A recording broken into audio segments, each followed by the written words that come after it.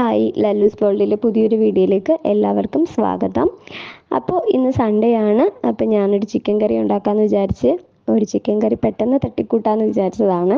പക്ഷേ എങ്ങനെ തട്ടിക്കൂട്ടി ഉണ്ടാക്കിയാലും ഉണ്ടാക്കി കഴിയുമ്പോഴത്തേക്ക് ടേസ്റ്റൊക്കെ ഉണ്ടാവാറുണ്ട്. പക്ഷേ ടേസ്റ്റ് ഉണ്ടെന്ന് ആരും സമ്മതിച്ചിരത്തില്ല, അതാണ് സത്യം.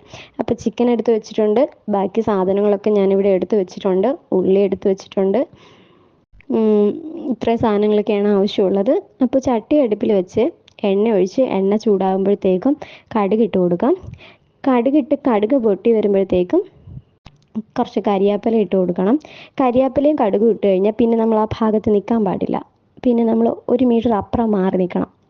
അതെല്ലാം ഒന്ന് പൊട്ടി ശാന്തമാകുമ്പോഴത്തേക്കും ഇഞ്ചി, വെളുത്തുള്ളി, പച്ചമുളക് ഇത് 3ഉം കൂടി ഞാൻ മിക്സിയിലൊന്ന് ചതച്ചെടുത്തതാണ്, അതൊന്ന് ഇട്ട് കൊടുക്കാം. അത് കഴിഞ്ഞ് ഒരു 2 മിനിറ്റ് ഒരു സെക്കൻഡ് ഒന്ന് ഇളക്കി കളഞ്ഞതിന് ശേഷം കുറച്ച് കുഞ്ഞുള്ളി ഇട്ട് കൊടുക്കാം. പിന്നെ കുറച്ച് സവാള ഇട്ട് കൊടുക്കാം. എൻ്റെ അവിടെ ട്രിവാൻഡ്രത്തൊക്കെ ഈ കുഞ്ഞുള്ളിയാണ് ചിക്കൻ കറിയിൽ ഫുള്ളായിട്ട് ഇടുന്നത്, സവാള ഇടുന്നത് കുറവാണ്.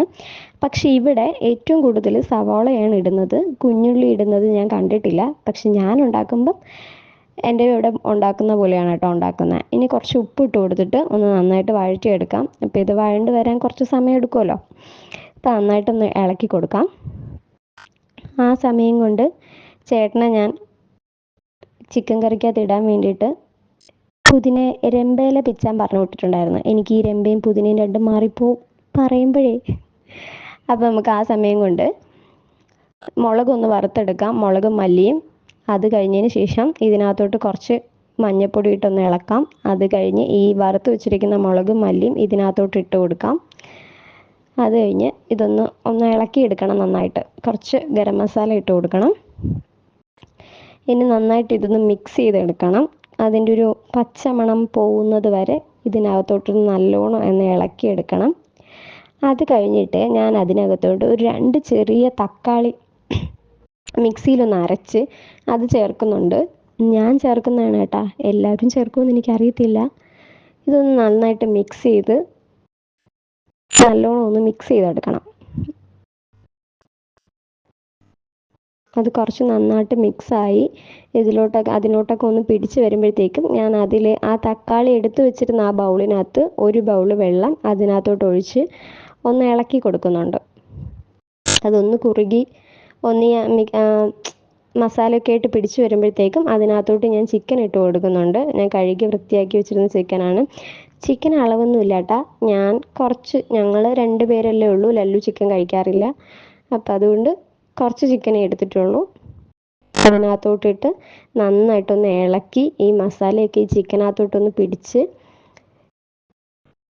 വരുന്നത് വരെ ഒന്ന് ഇളക്കി എടുത്തിട്ട് അതിനകത്തോട്ട് കുറച്ച് പുതിനയിലയും രമ്പയിലയും കൂടി ഇട്ട് കൊടുക്കുന്നുണ്ടേ.